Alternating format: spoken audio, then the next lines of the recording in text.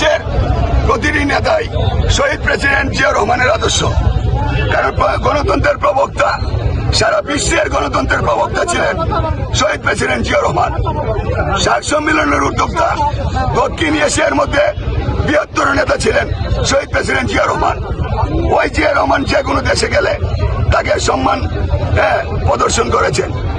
বিশেষ করে সৌদি আরব, যে আরাফাতের ময়দানে হজ না, মানুষে গিয়ে হজ না করলে হজ হয় না, ওই আরাফাতের ময়দানে বাংলাদেশের বিমান দিয়া এই যে মনে করেন গাছ নিয়ে, নিম গাছ নিয়ে লাগিয়েছেন হাজিদের জন্য।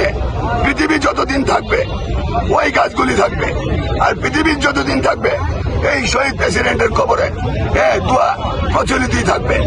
কারণ আল্লাহর রহমতে বাংলাদেশের গণতন্ত্রের যে প্রবক্তা ছিলেন এবং সংসদের সর্বপ্রথম জয় বাংলা কেটে বিসমিল্লাহ যে প্রদর্শনী করেছিলেন, এই সর্বপ্রথম বাংলাদেশ জাতীয়তাবাদী দলের শহীদ প্রেসিডেন্ট রাষ্ট্রপতি জিয়াউর রহমান। কারণ সংসদে সর্বপ্রথম বিসমিল্লাহ এনেছিলেন শহীদ প্রেসিডেন্ট জিয়া রহমান।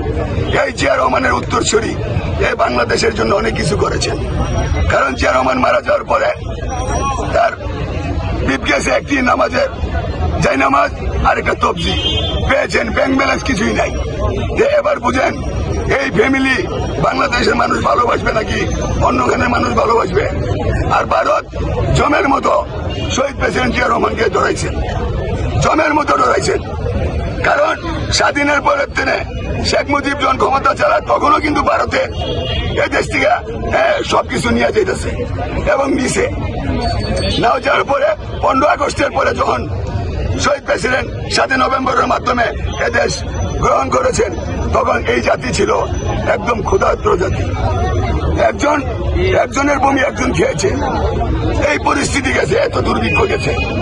তার মাঝেও শহীদ প্রেসিডেন্ট জিয়া রহমান প্রতিটা দেশে গেছে, প্রতিটা দেশের রাজারা তারা বলছে আপনার দেশে নিয়ে যান, যা লাগবে নিয়ে যান, নিয়ে আপনার দেশের জনগণকে নিয়ে বাঁচান।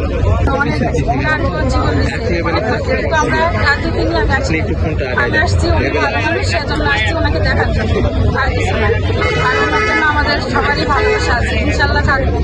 আর দোয়া রইল ওনার জন্য, আমরা সারা জীবন দোয়া করবো যতদিন আমরা দুনিয়াতে আছি।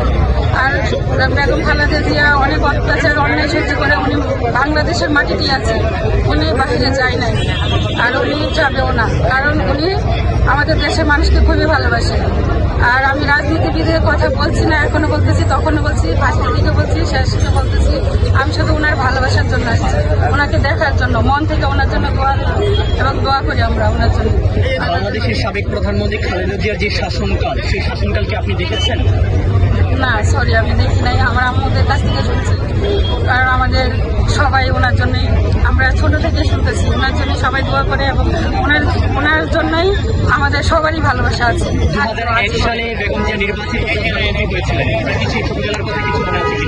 হ্যাঁ, অবশ্যই মনে আছে। হ্যাঁ, 2001 সালের কথা মনে আছে। সেই ছোটবেলায় বেগম জিয়ার শাসন সময়ের কি কি জিনিস আপনার বিশেষভাবে মনে পড়ে? সেটা হতে পারে খাদ্যদ্রব্যের দাম কম বা স্কুলের কোনো কিছু উপহার দিত, এরকম কিছু মনে আছে কিনা? কি জন্য আপনি তাকে মনে রাখতে চান দেশের সাধারণ জনগণ হিসেবে? দেশের জন্য যতটুকু